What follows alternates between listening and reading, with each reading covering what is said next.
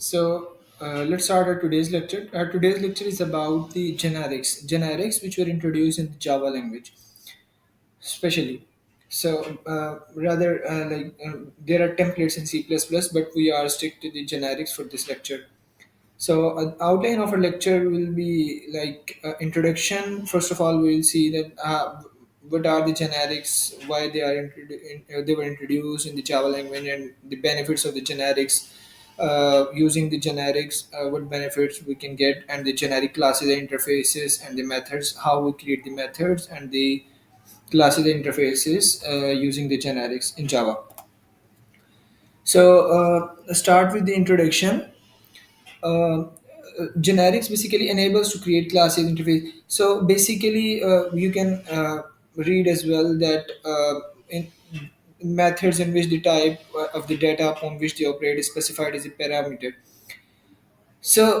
Basically हम classes interfaces and the methods बना सकते हैं using the generics. So हमें इन शॉर्ट कि जेनेरिक हम पैरामीटर पास करके बनाते हैं. To make it more simple, generics means parameterized type. So basically हम classes, interfaces या methods जब हम generic को use करके बनाते हैं तो हम एक parameter pass करते हैं which is unknown type for जब तक कि हम उसे define नहीं कर देते. तो फिर हम रन टाइम पे या कभी भी उसे define कर सकते हैं कि भाई हमें इस चीज़ का या इस डेटा टाइप का हमें ऑब्जेक्ट चाहिए. इंटीजर का, स्ट्रिंग का, फ्लोटिंग नंबर है या डबल है, बुलियन और what ever data type is कि हमें इस टाइप का चाहिए. अनलाइक कि जैसे हम शुरू में डिफाइन कर देते हैं एक इंटीजर टाइप या फिर हम ऑब्जेक्ट डिफाइन कर देते हैं कि हमें इस स्ट्रिंग चाहिए, तो हम उससे बच जाते हैं और हम रन टाइम पे डिफाइन कर सकते हैं कि हमें इस डेटा टाइप का ऑब्जेक्ट चाहिए. As you can see, the idea is to allow the type, integer, string, etc., and user-defined type to be a parameter to methods, classes, and interfaces. और ये JDK Java Development Kit, JDK stands for the Java Development Kit, and of the version 1.5, the generic when introduced. And these are जो C plus plus use करते हैं उन्हें पता होगा कि उसमें सी प्लस प्लस में टेम्पलेट्स होते हैं, तो it is kind of similar. और हैव यू एवर वंडर्ड कि हम जो हैश मैप, एरे लिस्ट और हैश सेट जो हम डिफाइन करते हैं जावा क्लासेस में, तो उसमें तो हम उसमें कोई भी पास कर सकते हैं डेटा टाइप इंटीजर या स्ट्रिंग, और हमें वो उस डेटा टाइप के लिए क्रिएट करके दे देता है. तो वो बिल्ट इन जेनेरिक्स उसमें भी यूज़ कर रहे होते हैं, जो कि हमें डिफाइन करने की ज़रूरत नहीं पड़ती बल्कि जावा लैंग्वेज ने खुद ही किए हुए हैं.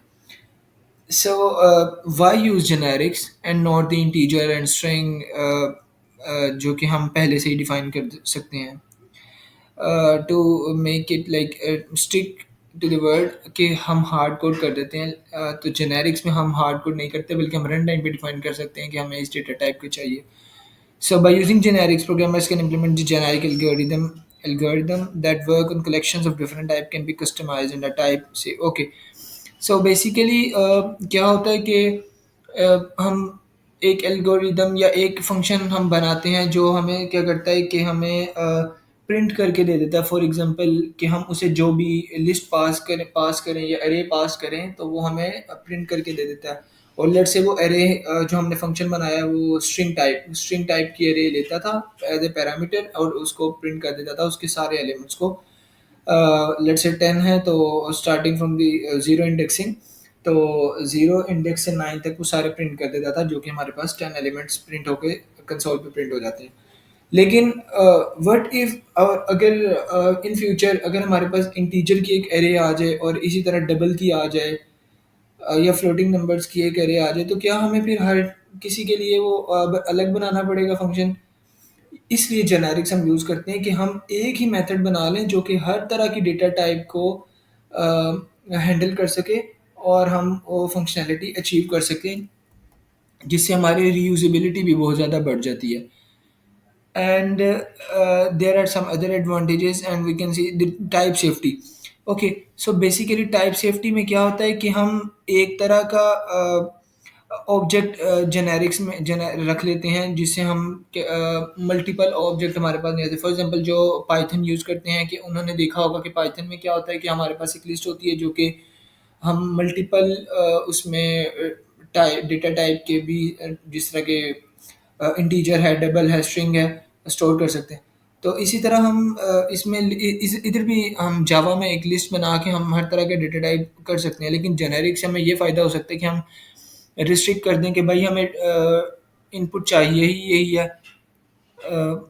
लेट्स से हमें इंटीजर इनपुट चाहिए, तो हम जेनेरिक से वो कर सकते हैं कि इंटीजर ही हमारे पास इनपुट आए। फॉर एग्जांपल ये हमने एक लिस्ट डिफाइन की, जो कि अरे लिस्ट थी, अरे लिस्ट का ऑब्जेक्ट था। एंड उसमें हमने इंटीजर पास किया first, which is 10, and the second one is also 10, but it is of string type. You can see it is written in the inverted commas. So ये एक string है, और ये दोनों हैंडल कर लिए जाएंगे, अरे लिस्ट में सेव हो जाएंगे, लिस्ट जो हमने लिस्ट का रेफरेंस क्रिएट किया, तो उसमें ये सेव हो जाएंगे। लेकिन व्हाट इफ़ कि हमें एक तरह का एक डेटा टाइप का इनपुट चाहिए, तो हम जेनेरिक से इजीली स्पेसिफाई कर सकते हैं। जिस तरह कि हम देख सकते हैं कि यूजुअली हम नीचे वाले मेथड जो वे है, list integer list is equal to new array list, और हमने उसमें बता स्पेसिफाई किया हुआ है कि इंटीजर टाइप के हमें चाहिए एलिमेंट्स या एंट्रीज, या फिर उसके लिस्ट के एलिमेंट्स। तो हम ये रिस्ट्रिक्ट कर सकते हैं कि भाई हमें तो इंटीजर टाइप ही चाहिए। तो उसमें अब हम देखेंगे कि अगर तो हम 10 जो फर्स्ट वाला है, जो कि इंटीजर है without the inverted commas written in the red colour, तो वो तो हैंडल हो जाएगा, और वो ऐड भी हो जाएगा कि इंडेक्स पे किसी न किसी। अगर कोई इंडेक्स नहीं है तो ज़ीरो पे। बट अगर हम स्ट्रिंग जो कि second which is written in the blue in the inverted commas, तो वो हमें कंपाइल टाइम पे ही एरर दे देगा। Before compile time error, you guys know कि हम जो कोड रन करने से पहले जो हमारा कंपाइलर बता देता है कि भाई ये एरर है, कोड रन ही नहीं होगा आपका। तो वो हमें पहले से ही पता लग जाएगा, और ये हमें एरर आ जाएगा कंपाइल टाइम पे ही पर ही कि भाई साहब आप स्ट्रिंग नहीं ऐड कर सकते। तो आपको तो करना पड़ेगा इंटीजर, क्योंकि आपने स्पेसिफाई किया है। यूजुअली हम नीचे वाला जो वे है जेनेरिक, हम उस तरह जावा में डिफ़ाइन करते हैं जब भी हम यूज़ कर रहे होते हैं। तो ये बेसिकली जो हम यूज़ कर रहे थे हमें पता नहीं होता था, लेकिन आज के लेक्चर के बाद वी विल नो कि इंटीजर जो हम लिखते हैं, ये स्ट्रिंग जो लिखते हैं, वो हम या किसी क्लास का ऑब्जेक्ट लिखते हैं इस एंगुलर ब्रैकेट्स में, तो दीज आर बेसिकली जेनेरिक्स। सो हमें टाइप कास्ट करने की ज़रूरत नहीं पड़ती, क्योंकि अगर हम देखेंगे कि हमने एक लिस्ट बनाई है और उसमें हम स्ट्रिंग जिस तरह हम इसी तरह बिल्कुल हमने फर्स्ट वे जो है, हमने जो लिस्ट बनाई हुई है उसमें हम स्ट्रिंग भी ऐड कर रहे हैं और हम इंटीजर भी ऐड कर रहे हैं। तो जब हम इस तरह लिस्ट बनाएंगे, तो जब हम इसको प्रिंट करेंगे या इसको गेट करेंगे एलिमेंट को, तो हमें किस तरह जो सेव करना होगा, हम किस फॉर्मेट में करेंगे।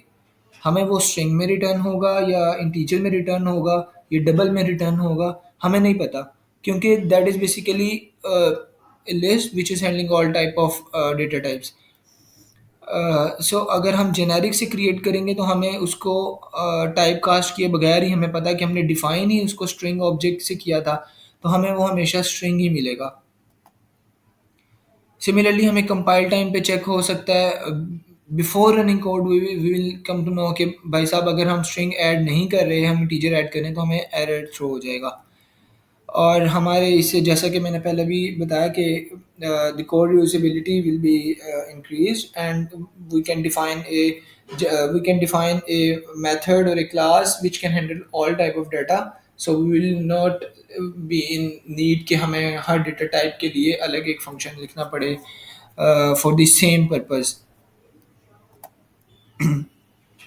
Similarly,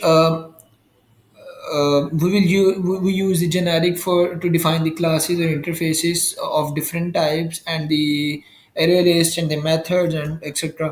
फॉर एग्जांपल हम array list हमने या list हमने बहुत ज़्यादा यूज़ की होगी जेनेरिक वो जावा में, and we define the string and the integer type mostly, so वो हम जेनेरिक से यूज़ कर रहे होते हैं। And this is the method to define the class, to create the object of a generic class, जिसमें हम एंगुलर ब्रैकेट में उसको पास करते हैं the data type which we want to create the object of. And these are some conventional parameter names. ये हमेशा capital letter में लिखे जाएंगे.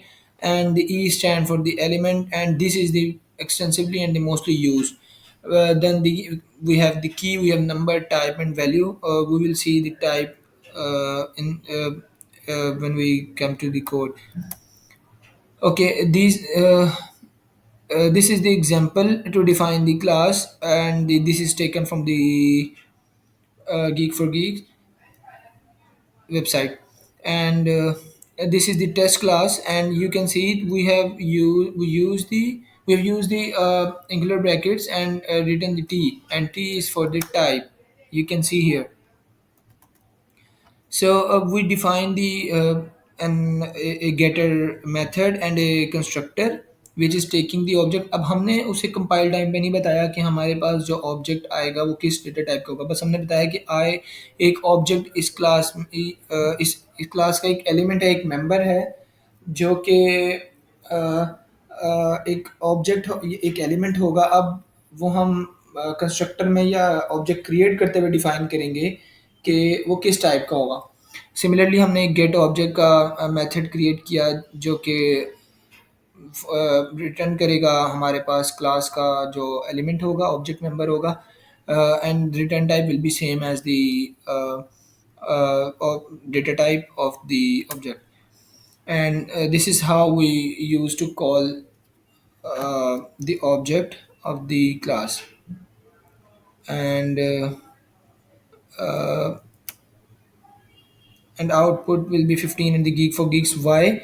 Because first we have defined the instance of the integer type. You can see we have used the integer in the angular brackets, and we use the 15. If I write string and the integer, and the integer and string both for the same object, it will be a compile time error as well. And in the and we have created another string object, object of the string data type. क्योंकि हमारे पास जो test class थी that was basically test class is basically generic, so we use the string here to create the object of the test class.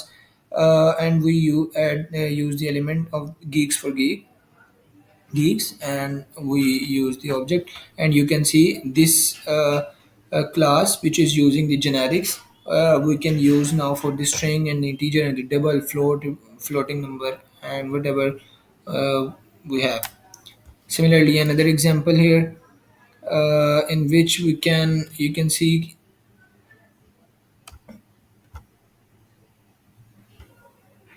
uh, you can see here test, which is the we use the uh, type T and U, because we are specifying that we can have the two different types of the uh, uh, data elements for the same class.